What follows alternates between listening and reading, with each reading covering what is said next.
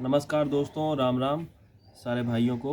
और बहुत बहुत मुबारकबाद है आप लोग को, क्योंकि रेलवे में लोको पायलट की वैकेंसी फिर से आ चुकी है।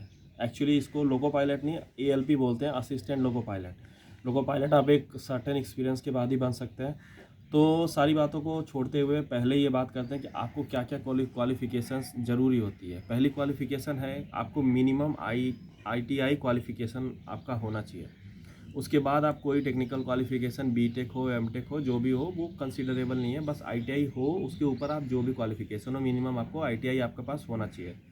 मैं पर्टिकुलर एएलपी के वैकेंसी की बात कर रहा हूँ। उसके बाद बात करूँ इसके एग्जामिनेशंस की, तो 3 पैटर्न में इसके एग्ज़ाम होते हैं। फर्स्ट एग्ज़ाम होता है आपका, वो क्वालिफ़िकेशन के लिए होता है, ठीक है। उसमें आपको, हम लोग का जब हुआ था तो 75 नंबर का एग्ज़ाम हुआ था, जिसमें आपको 30% क्वालिफ़िकेशंस के लिए मिनिमम चाहिए होता है। उसके बाद दूसरा एग्ज़ाम होता है आपका, पूरा 100 मार्क्स का होता है।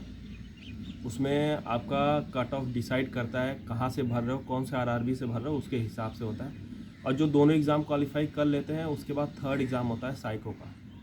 बाकी एग्ज़ाम्स का डिटेल, आपको कैसे क्या क्वालिफाई करना है, क्या क्या सिलेबस आपको कंसीडर करके चलना है, क्या आपको मेनली पढ़ाई करना है, अभी पहले हम फोकस करेंगे लोको पायलट के फर्स्ट एग्जामिनेशन पे। एंड लास्ट थिंग, अगर आपका जो मेडिकल चूँकि लोको पायलट का सबसे हार्ड मेडिकल होता है, one of the strict medical का इस कंडीशंस इसमें होती हैं, जो कि रेलवे का सबसे टफ में होता है। उसमें सबसे कंपलसरी है, जो कि आज की सबसे बड़ी समस्या है, वो है A1।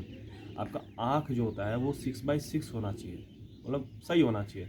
अगर आपकी आँख अभी भी 6/6 से थोड़ा बहुत वेरिएशन कर रही है, तो आप मोबाइल से थोड़ा सा परहेज़ कीजिए और छोटी छोटी बातों का ध्यान रखिए। आँख का ड्राइनेस ना होने पाए, उसके लिए कोई आप आई ड्रॉप वगैरह ले सकते हैं। नॉर्मल आपका रोशनी बढ़ाने के लिए कोई आई ड्रॉप नहीं है, केवल ड्राइनेस होता है, उसकी वजह से कुछ इश्यूज़ हो सकते हैं।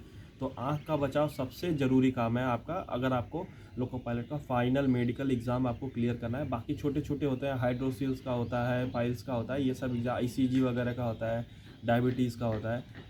बाकी उसमें सबसे जो इम्पोर्टेंट है वो है आपका आँख का एग्ज़ाम टेस्ट, सबसे इम्पोर्टेंट होता है। वो पास करना बहुत कठिन होता है आज के टाइम में, चूँकि पढ़ने वाले बच्चे, तो आँख का सही होना काफ़ी टफ बात होती है। और हाँ, आपको कोई सर्जरी नहीं कराए हैं तो आपका पकड़ा जाएगा जब आई टेस्ट होगा।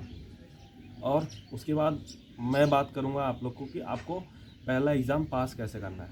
सबसे इम्पोर्टेंट वही होता है।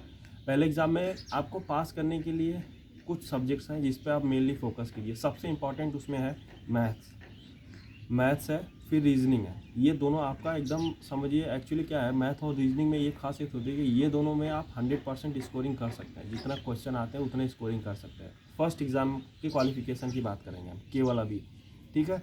उसके बाद आपको साइंस भी आएगा, उसमें ज्योग्राफी भी आएगा, हिस्ट्री भी आएगा। लेकिन आपको मैथ, रीजनिंग और साइंस, इन तीनों पे मेनली फोकस रखना है। बाकी इसके बाद जो सेकंड एग्ज़ाम है, अभी उसको आप छोड़ दीजिए। अगर आप 5 साल से तैयारी कर रहे हैं, आप 10 साल से तैयारी कर रहे हैं, या आप नए नए तैयारी में है, इससे कोई फ़र्क नहीं पड़ता। क्योंकि मेरे टाइम पे जब मैंने एग्ज़ाम दिया था, तो मैं भी बहुत कम दिनों से ही आया था इस सेक्टर में। कुछ महीने हुए थे जब मैंने ये एग्ज़ाम पहली बार दिया था।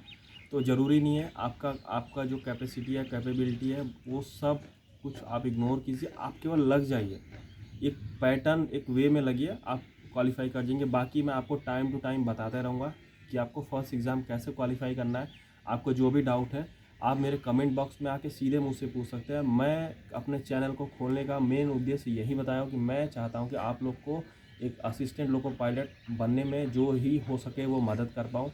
और क्या क्या इसमें सैलरी या क्या क्या सुविधाएं होती है वो सेकेंडरी है, पहले आपको मैं सब डिटेल दूंगा। लेकिन आपको जो डिटेल चाहिए मोटिवेशन के लिए, जो पढ़ने के लिए जानकारी चाहिए, मैं आपको सारा सजेस्ट करता रहूँगा। ठीक है दोस्तों, बने रहिए हमारे चैनल पे अगर आपको ऐसी जानकारियाँ चाहिए। ठीक है दोस्तों, राम राम।